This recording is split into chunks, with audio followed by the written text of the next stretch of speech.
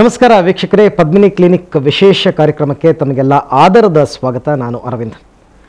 ಪ್ರತಿ ಶನಿವಾರ ರಾತ್ರಿ 11ರಿಂದ 12 ಗಂಟೆ 1 ಗಂಟೆಯ ನೇರ ಪ್ರಸಾರದ ಕಾರ್ಯಕ್ರಮ ಇದು. ಈ ಕಾರ್ಯಕ್ರಮದಲ್ಲಿ ನೀವು ಕರೆ ಮಾಡಬಹುದು, ತಜ್ಞ ವೈದ್ಯರ ಜೊತೆ ಮಾತನಾಡಬಹುದು.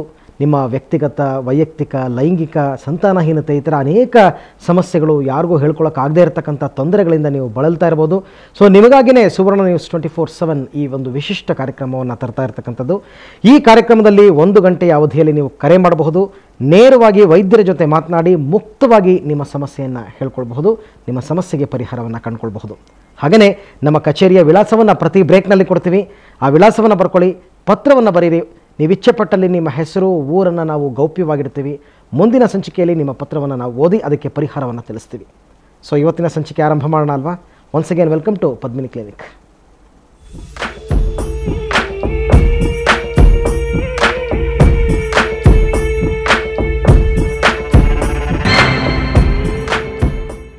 ಸೊ ಡಾಕ್ಟರ್ ಪದ್ಮಿನಿ ಪ್ರಸಾದ್ ಹಲವಾರು ವರ್ಷಗಳಿಂದ ಮಾಧ್ಯಮಗಳ ಮುಖೇನ, ಇಂಥ ಕಾರ್ಯಕ್ರಮಗಳ ಮುಖೇನ ನಿಮಗೆ ಪರಿಹಾರವನ್ನು ತಿಳಿಸ್ತಾ ಬಂದಿರತಕ್ಕಂಥವ್ರು. ಹಾಗೆಯೇ ಸಂತಾನಹೀನತೆಯ ಸಮಸ್ಯೆ ಇರಬಹುದು, ಲೈಂಗಿಕ ಸಮಸ್ಯೆ ಇರಬಹುದು, ಪತ್ರಗಳ ಮುಖಾಂತರ, ಮಾಧ್ಯಮಗಳ ಮುಖಾಂತರ ಎಲ್ರಿಗೂ ಕೂಡ ಉತ್ತರವನ್ನು ಕೊಡ್ತಾ ಸಾಕಷ್ಟು ವರ್ಷಗಳಿಂದ ಈ ಒಂದು ಫೀಲ್ಡ್ನಲ್ಲಿ ಪರಿಶ್ರಮ ಪಡ್ತಾ ಇರ್ತಕ್ಕಂಥವ್ರು ಪ್ರತಿ ವಾರ ನಮ್ಮ ಕಾರ್ಯಕ್ರಮದಲ್ಲಿ ಇರ್ತಾರೆ. ಅವ್ರನ್ನ ಕಾರ್ಯಕ್ರಮಕ್ಕೆ ವೆಲ್ಕಮ್ ಮಾಡೋಣ.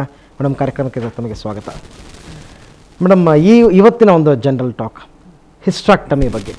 ಅಂದರೆ ಇತ್ತೀಚಿನ ದಿನಗಳಲ್ಲಿ ಈ ಹಿಸ್ಟ್ರಾಕ್ಟಮಿ ಅನ್ನೋದು ತುಂಬಾ ಸಾಮಾನ್ಯ ಆಗ್ತಾ ಇದೆ. ಅಂದರೆ ಗರ್ಭಕೋಶವನ್ನು ತೆಗೆದು ಬಿಡೋದು. ರಕ್ತಸ್ರಾವ ಜಾಸ್ತಿ ಆಯಿತು ಅಂದ ಕೂಡಲೇ ಹಿಸ್ಟ್ರಾಕ್ಟಮಿ ಮಾಡ್ತಾರೆ. ಹಾಗಾದರೆ ಈ ಹಿಸ್ಟ್ರಾಕ್ಟಮಿ ಅಂದರೆ ಈ ರಕ್ತಸ್ರಾವವನ್ನು ತಡೆಗಟ್ಟೋದಕ್ಕೆ ಬೇರೆ ಯಾವುದೂ ವಿಧಾನಗಳೇ ಇಲ್ವಾ? ಹಿಸ್ಟ್ರಾಕ್ಟಮಿನೇ ಒಂದು ಪರಿಹಾರನ? ಇದಕ್ಕೇನಾದರೂ ಹೊಸ ಹೊಸ ಆವಿಷ್ಕಾರಗಳಾಗಿದೆಯಾ ಈ ವಿಚಾರದಲ್ಲಿ ಅಂತಕ್ಕಂಥದ್ದು? ಖಂಡಿತ ಭಾಳ ಒಳ್ಳೆ ಪ್ರಶ್ನೆ ಕೇಳಿದ್ರಿ ನೀವು. ಯಾಕಂದರೆ ತುಂಬ ಜನ ಅಂದ್ಕೊಂಡಿರೋದು ಯಾವುದೇ ಕಾರಣಕ್ಕೆ ಸ್ವಲ್ಪ ಹೆಚ್ಚಿನ ರಕ್ತಸ್ರಾವ ಆದ ತಕ್ಷಣ ಇನ್ನು ಗರ್ಭಕೋಶನೇ ತೆಗೆದುಹಾಕ್ಬಿಡ್ತಾರೆ, ಗರ್ಭಕೋಶನೇ ತೆಗೆದು ಬಿಡಬೇಕು ಅನ್ನೋ ಒಂದು ಬಹಳಷ್ಟು ಆತಂಕ, ಭಯದಿಂದಾನೇ ಪ್ರತಿಯೊಂದು ಸ್ತ್ರೀನೂ ಒಂದು ವೈದ್ಯರ ಹತ್ರ ಬರ್ತಾರೆ. ಯಾಕಂದ್ರೆ ನಾವು ಒಂದು ಗರ್ಭಕೋಶ ತೆಗಿಬೇಕಾದ್ರೆ ಹಲವಾರು ವಿಷಯಗಳನ್ನ ನಾವು ಗಮನದಲ್ಲಿ ಇಟ್ಕೋಬೇಕು. ಅವರ ವಯಸ್ಸು ಎಷ್ಟನೇ ವಯಸ್ಸು, ಅದನ್ನಲ್ಲಿ ಅವ್ರಿಗೆ ಇದು ಪ್ರಾರಂಭ ಆಗಿದೆ, ಮತ್ತೆ ಅದಕ್ಕೆ ಕಾರಣ ಏನು, ಅದು ಅತಿಯಾದ ಒಂದು ರಕ್ತಸ್ರಾವ ಆಗೋದಕ್ಕೆ, ಅವ್ರಿಗೆ ಮಕ್ಕಳು ಇದೆಯಾ ಇಲ್ವಾ, ಅಥವಾ ಅವ್ರಿಗೆ ಮಕ್ಕಳಾಗಿ ಅಥವಾ ಆಪರೇಷನ್ ಎಲ್ಲ ಆಗಿ ಅವರ ಒಂದು ಫ್ಯಾಮಿಲಿನ ಮುಗಿಸಿದಾರಾ ಇಲ್ವಾ, ಯಾವ ವಯಸ್ಸಿನಲ್ಲಿ ಇದಿದೆ, ಅಥವಾ ಋತುಬಂಧಕ್ಕೆ ಹತ್ತಿರವಾಗಿದ್ದಾರಾ, ಇದನ್ನೆಲ್ಲ ನಾವು ಮನಸ್ಸಲ್ಲಿಟ್ಟು ಯೋಚನೆ ಮಾಡಿ ಆ ಸ್ತ್ರೀಗೆ ಯಾವುದು ಒಳ್ಳೇದು, ಈ ರಕ್ತಸ್ರಾವನ ಹಾಗೆ ತಡೆಗಟ್ಟಬಹುದಾ ಅಥವಾ ಹಾಗೆ ಬಿಟ್ರೆ ಮುಂದೆ ಅದೇನಾದ್ರೂ ಕ್ಯಾನ್ಸರ್ ಆಗತ್ತಾ ಅಂತ ಈ ಎಲ್ಲ ರೀತಿಯಲ್ಲಿ ವೈದ್ಯರು ಯೋಚಿಸಬೇಕಾಗತ್ತೆ. ಸೊ ಅದೆಲ್ಲ ಯೋಚಿಸಿ ನಾವು ಅವ್ರಿಗೆ ಹೇಳ್ತೀವಿ.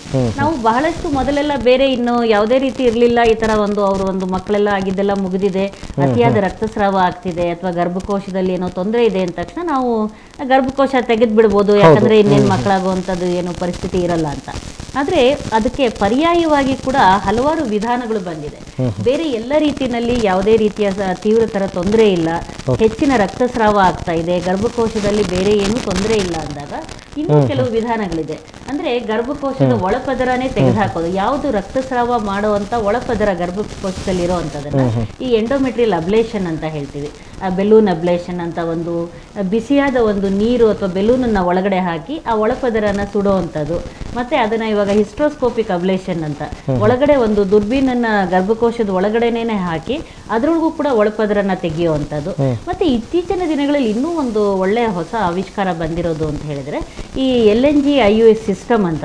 ಅದು ಒಂದು ವಂಕಿ ತರ ಇರುತ್ತೆ. ವಂಕಿ ತರ ಒಳಗಡೆ ಒಂದು ಹಾರ್ಮೋನುಗಳು ಯುಕ್ತ ಒಂದು ವಂಕಿ, ಅದನ್ನ ಗರ್ಭಕೋಶದಲ್ಲಿ ಅಳವಡಿಸಿದ್ರೆ ಅದು ಪ್ರತಿನಿತ್ಯ ಸ್ವಲ್ಪ ಸ್ವಲ್ಪವಾಗಿ ಒಂದು ಹಾರ್ಮೋನ್ ಅನ್ನ ಬಿಡುಗಡೆ ಮಾಡ್ತಾ ಬರುತ್ತೆ.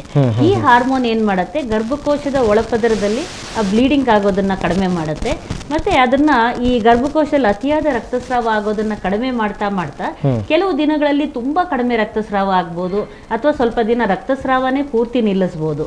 ಇದು ಇನ್ನೂ ಈ ಋತುಬಂಧದಲ್ಲಿ ಹತ್ತಿರವಾಗಿರುವಂತವ್ರಿಗೆ 40-45 ವಯಸ್ಸು ಇಂಥ ಸಂದರ್ಭಗಳಲ್ಲಿ ಇದ್ದಾಗ ಎಷ್ಟೋ ಸಲ ಇದು ಒಂದು 5 ವರ್ಷ 7-8 ವರ್ಷ ಇಟ್ಕೊಂಡಾಗ ಹಾಗೆ ಅವ್ರು ಋತುಬಂಧಕ್ಕೆ ಹೋಗೇ ಬಿಡ್ತಾರೆ. ಹಾಗಾಗಿ ರಕ್ತಸ್ರಾವನೂ ಕಡಿಮೆ ಆಗಿರುತ್ತೆ. ಈ ಗರ್ಭಕೋಶ ತೆಗೆದುಹಾಕೋದನ್ನು ಕೂಡ ನಾವು ತಪ್ಪಿಸ್ಬೋದು ಅದನ್ನ.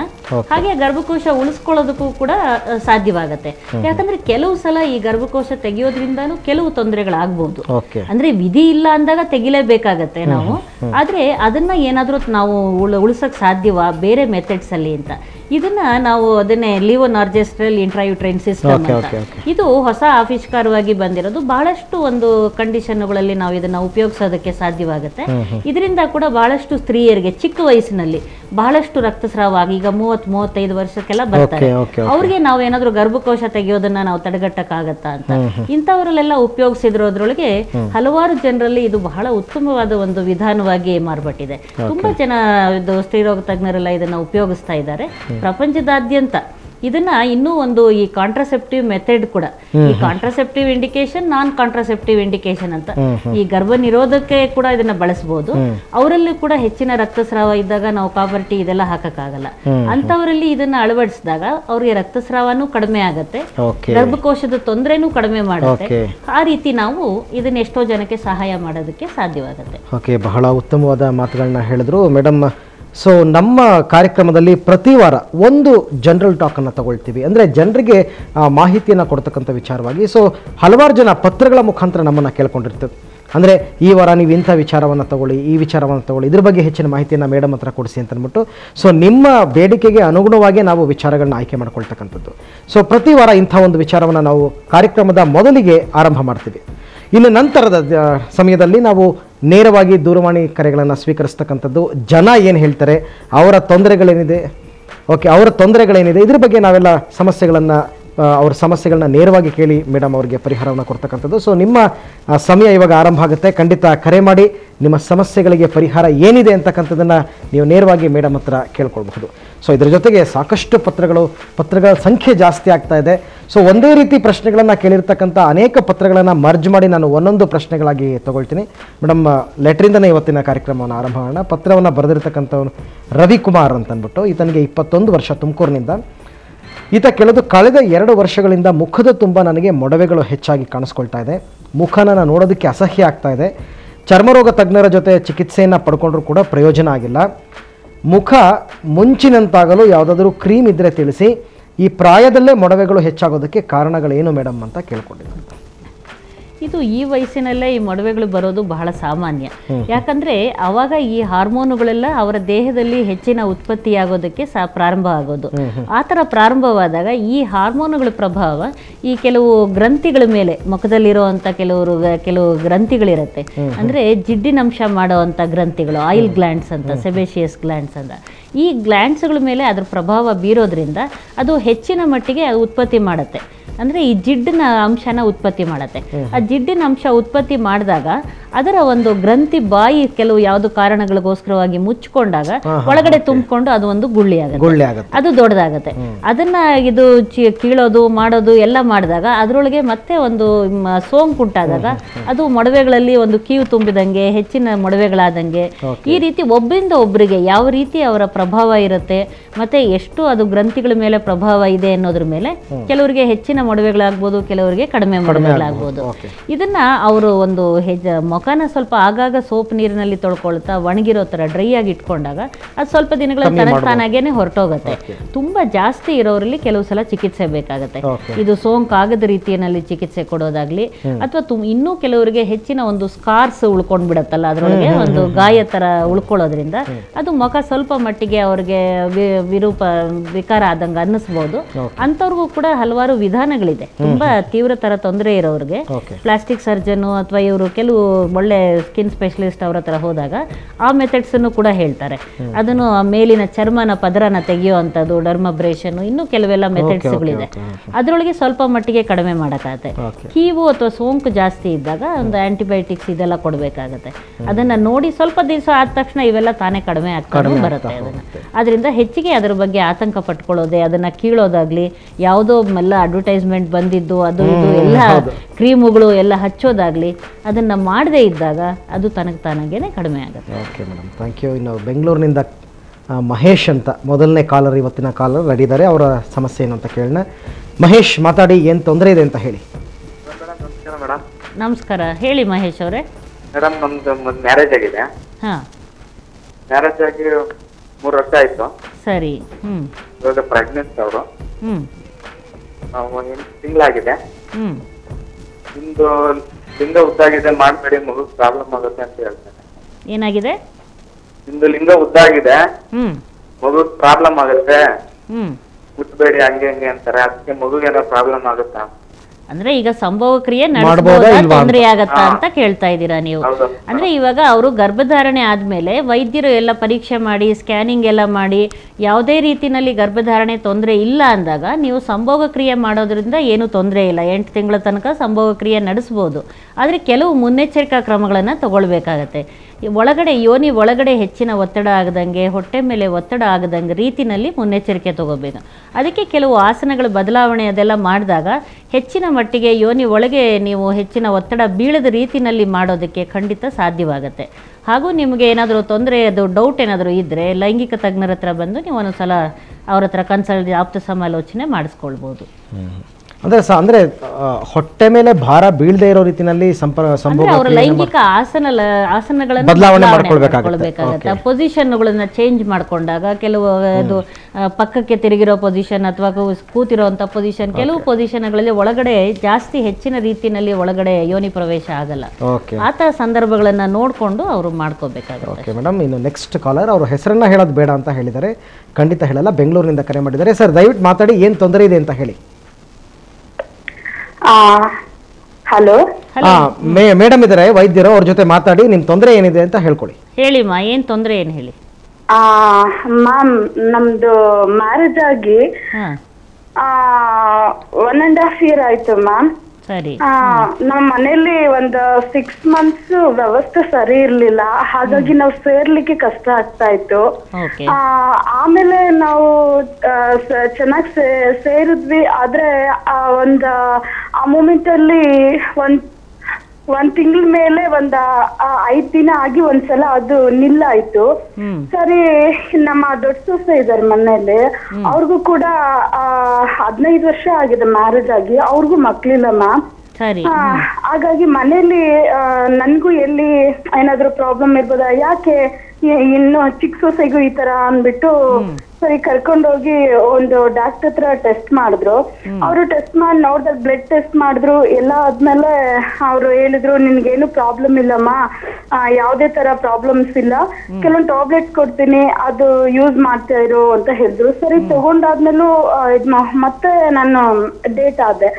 ಮತ್ತೆ ಡಾಕ್ಟರ್ ಹತ್ರ ಹೋದಾಗ ಅವರು ಹೇಳಿದ್ರು, ಸರಿ ನಿಂದೇನು ಪ್ರಾಬ್ಲಮ್ಸ್ ಇಲ್ಲ, ನಿಮ್ಮ ಹಸ್ಬೆಂಡ್ ಕರ್ಕೊಂಡ್ ಬರ್ಬೇಕು ಅಂತ ಹೇಳಿದ್ರು. ಸರಿ, ಓಕೆ ಅಂದ್ಬಿಟ್ಟು ಇವ್ರಿಗೆ ದೇವ್ರ ಮೇಲೆ ತುಂಬಾ ನಂಬಿಕೆ ಮ್ಯಾಮ್. ಹಾಗಾಗಿ ಇವ್ರು ಏನ್ ಮಾಡಿದ್ರು ಅಂದ್ರೆ, ಇಲ್ಲಮ್ಮ ನಾನು ಬರೋದಿಲ್ಲ, ನಾನ್ ದೇವ್ರ ಮೇಲೆ ನಾನು ನಂಬಿಕೆ ಇಟ್ಟು ಇದ್ ಮಾಡ್ತೀನಿ ಅಂತ ಹೇಳಿದ್ರು. ಓಕೆ, ಅವ್ರ ನಂಬಿಕೆ ತರನೇ ಅದೇ ತಿಂಗಳಲ್ಲಿ ನಾನು ಪ್ರೆಗ್ನೆನ್ಸಿ ಆದೆ. ಸರಿ, 1.5 ತಿಂಗಳಾಯ್ತು ಮ್ಯಾಮ್. 1.5 ತಿಂಗಳಾಗಿ ಅಬರ್ಷನ್ ಆಗೋಯ್ತು. ಸರಿ, ಅಬರ್ಷನ್ ಆದ್ರೆ ನಾನು ಆ ಡಾಕ್ಟರ್ ಹತ್ರ ಹೋದೆ. ಡಾಕ್ಟ್ರೆ ನೋಡಿ ಈ ತರ ಡೇಟ್ ಆಗ್ಬಿಟ್ಟೆ ಅಂತ. ಯಾಕೆ ಈ ತರ ಆಯ್ತು? ಮತ್ತೆ ಸ್ಕ್ಯಾನ್ ಎಲ್ಲ ಇದ್ ಮಾಡಿದ್ರೆ ಮತ್ತೆ ಅದು ಅಲ್ಲೇ ಅವ್ರ ಕ್ಲಿನಿಕ್ ಅಲ್ಲೇ ಅದು ಅಬರ್ಷನ್ ಆಯ್ತು. ಮತ್ತೆ ಅವ್ರು ನನ್ಗೆ ತುಂಬಾನೇ ಹಳು ಬಂದ್ಬಿಟ್ಟು, ಮ್ಯಾಮ್ ಯಾಕೆ ಮ್ಯಾಮ್ 1.5 ವರ್ಷ ಆದ್ಮೇಲೆ ನನ್ ಪ್ರೆಗ್ನೆನ್ಸಿ ಆದ್ರೆ ಇವಾಗ ಏನು ಸದ್ಯದ ಪರಿಸ್ಥಿತಿ ತೊಂದರೆ ಏನ್ ಹೇಳಿ ನಿಮ್ಗೆ? ಅಂದ್ರೆ ಇವಾಗ 1.5 ವರ್ಷ ಆಗಿದೆ, ಸ್ವಲ್ಪ ದಿನ ನೀವು ಸೇರಕ್ ಆಗಿರ್ಲಿಲ್ಲ, ಆಮೇಲೆ ಸರಿಯಾಗಿ ಸೇರಿದ್ರೆ ಒಂದ್ಸಲ ಅಬಾರ್ಷನ್ ಆಗಿದೆ ಅಂತ ಹೇಳಿದ್ರಲ್ವಾ? ಈಗ ಅಬಾರ್ಷನ್ ಆಗಿ ಎಷ್ಟು ದಿವಸ ಆಯ್ತು ಇವಾಗ? ಈಗ 2 ತಿಂಗಳು ಆಯ್ತು ಮ್ಯಾಮ್. 2 ತಿಂಗಳಾದ್ಮೇಲೆ ಇವಾಗ ಯಾಕಂದ್ರೆ ಒಂದ್ಸಲ ಗರ್ಭಧಾರಣೆ ಆಗಿರೋದ್ರಿಂದ ನಿಮ್ಗೆ ಗರ್ಭಧಾರಣೆ ಆಗಕ್ಕೆ ಅಂತ ಏನು ತೀವ್ರತರ ತೊಂದರೆ ಇಲ್ಲ ಅಂತ ಗೊತ್ತಾಯ್ತು. ಈಗ ಒಂದು 2 ತಿಂಗಳು ಬಿಡಿ, ನೀವು 2 ತಿಂಗಳು ನಾರ್ಮಲ್ ಮುಟ್ಟಾಗ್ಲಿ ಬಿಡಿ. ನೀವು ಮತ್ತೆ ನೀವು ಪರೀಕ್ಷೆ ಪ್ರಯತ್ನ ಮಾಡಕ್ ಶುರು ಮಾಡಿ. ಅಷ್ಟೊತ್ತಿಗೆ ನೀವು ಖಂಡಿತ ನಿಲ್ಬೋದು. ಒಂದ್ಸಲ ನಿಂತಿದೆ ಅಂದ್ರೆ ಮತ್ತೆ ನಿಲ್ಲತ್ತೆ. ಅಷ್ಟೊಂದು ಏನು ಆತಂಕ ಪಟ್ಕೊಳ್ಬೇಡಿ ಅಷ್ಟೇ. Okay, thank you. ಸಾಕಷ್ಟು ಉದ್ದವಾದ ಪ್ರಶ್ನೆಯನ್ನ ಕೇಳಿದ್ರು, ಅಂದ್ರೆ ಪ್ರಶ್ನೆಗೆ ಬರಲೇ ಇಲ್ಲ ಅವರು. ಅವ್ರಿಗೆ ಅಷ್ಟೊಂದು ಆತಂಕ. ಇವರು ಒಂದು ಮಾತು ಹೇಳಿದ್ರು, ನಾವು ಮದುವೆ ಆದ ಹೊಸದ್ರಲ್ಲಿ ಒಂದು 5 ತಿಂಗಳು ನಮ್ಗೆ ಸೇರೋದಕ್ಕೆ ಸಾಧ್ಯವಾಗಿಲ್ಲ. ಈಗ ಬಹಳಷ್ಟು ಜನರಲ್ಲಿ ಈಗ ಎಷ್ಟೋ ಜನ ಅವ್ರಿಗೆ ಸಂಭೋಗ ಕ್ರಿಯೆ ನಡೆದಿಲ್ಲ ಅಂತ ನೋಡಿದಾಗ ಇದು ಏಕಾಂತದ ಕೊರತೆ ಒಂದು ತುಂಬಾ ಪ್ರಾಬ್ಲಮ್ ಆಗತ್ತೆ. ಚಿಕ್ಕ ಚಿಕ್ಕ ಮನೆಗಳಿರತ್ತೆ, ಅದೇ ಮನೇಲೆ ಒಂದು ಕರ್ಟನ್ ಹಾಕಿ ಆ ಕಡೆ ಅತ್ತೆ ಮಾವ ಮಲ್ಕೊಳ್ಬೇಕು, ಈ ಕಡೆ ಗಂಡ ಹೆಂಡತಿ ಮಲ್ಕೊಳ್ಬೇಕು, ಒಂದೇ ಮನೆಯಲ್ಲೇ ಬೆಳಗ್ಗೆ ಎಲ್ಲ ಮನೇಲಿ ಎಲ್ರು ಮಕ್ಕಳು ಇರ್ತಾರೆ, ರಾತ್ರಿ ಎಲ್ಲರೂ ಒಟ್ಟಿಗೆ ಮಲಗಬೇಕು, ತುಂಬಾ ಪ್ರಾಬ್ಲಮ್ಸ್ ಇದೆ. ನಾವು ಪ್ರಾಕ್ಟಿಕಲ್ ಆಗಿ ನನ್ನ ಹತ್ರ ಬರೋ ಎಷ್ಟೋ ಜನರಲ್ಲಿ ಈ ಅವ್ರಿಗೆ ಹೊರಗೇನು ಪಾಪ ಎಲ್ಲೋ ಒಂದು ಹೋಟ್ಲ್ಗೆ ಹೋಗಿ ಇದ್ಬಿಟ್ಟು ಬಂದೆ ಅಥವಾ ಇನ್ನೆಲ್ಲೋ ಹೋದೆ ಅಂತಾನೂ ಮಾಡಕ್ಕಾಗಲ್ಲ, ಮನೆಯಲ್ಲೂ ಕೂಡ ಸಾಧ್ಯವಾಗಲ್ಲ. ಈಗ ಮತ್ತೆ ಮನೇಲಿ ಬೈತಾ ಇರ್ತಾರೆ ಇನ್ನೂ ಮಕ್ಕಳಾಗಿಲ್ಲ ಆಗಿಲ್ಲ ಅಂತ. ಆದ್ರೆ ಇದಕ್ಕೊಂದು ಗಂಡ ಹೆಂಡತಿಗೆ ಅವ್ರಿಗೆ ಒಂದು ಏಕಾಂತದ ಒಂದು ಅವಕಾಶ ಮಾಡ್ಕೊಡ್ಬೇಕು ಅಂತ ಯಾರು ಎಷ್ಟೋ ಸಲ ಯೋಚನೆ ಮಾಡಿರಲ್ಲ.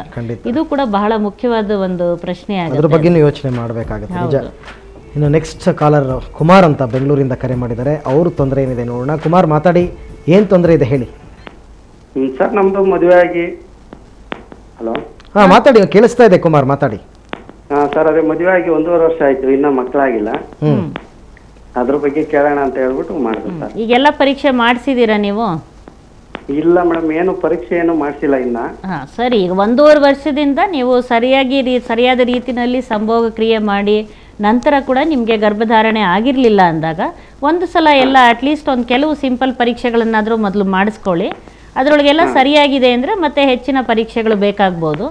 ಯಾಕಂದರೆ ಕೆಲವು ಸಲ ಏನು ತೊಂದರೆ ಇಲ್ಲದೇ ಇದ್ರೂ ಕೂಡ ಒಂದೊಂದ್ಸಲ 1 ವರ್ಷ 2 ವರ್ಷ ತಗೊಳುತ್ತೆ ಒಂದೊಂದ್ಸಲ ಗರ್ಭಧಾರಣೆ ಆಗಕ್ಕೆ. ಆದ್ರಿಂದ ಒಂದ್ಸಲ ನೀವು ಸ್ತ್ರೀರೋಗ ತಜ್ಞರ ಹತ್ರ ಹೋಗಿ ಇಬ್ರು ಒಂದ್ಸಲ ಪರೀಕ್ಷೆ ಮಾಡಿಸ್ಕೊಳ್ಳಿ.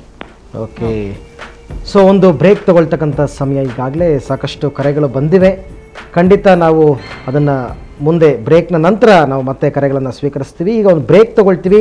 ಅದಕ್ಕೂ ಮುನ್ನ ಆಫೀಸ್ ಅಡ್ರೆಸ್ ಕೊಡ್ತಾ ಇದ್ದೀವಿ, ನಮ್ಮ ಕಚೇರಿಯ ವಿಳಾಸವನ್ನು ಕೊಡ್ತಾ ಇದ್ದೀವಿ. ನಿಮ್ಮ ಪತ್ರ ಬರೀರಿ ಅಂತಂದ್ಬಿಟ್ಟು ನಿಮ್ಗೆ ಹೇಳ್ಕೊಳಕ್ಕೆ ತೊಂದರೆ ಆದರೆ ಖಂಡಿತ ಈ ವಿಳಾಸವನ್ನು ಬರ್ಕೊಳ್ಳಿ, ಪತ್ರವನ್ನು ಬರೀರಿ. ಮುಂದಿನ ಸಂಚಿಕೆಯಲ್ಲಿ ಅದಕ್ಕೆ ಉತ್ತರವನ್ನು ಕೊಡ್ತೀವಿ. ಸೊ ಈಗ ಒಂದು ವಿಳಾಸವನ್ನು ನೋಡ್ತಾ ಬ್ರೇಕ್.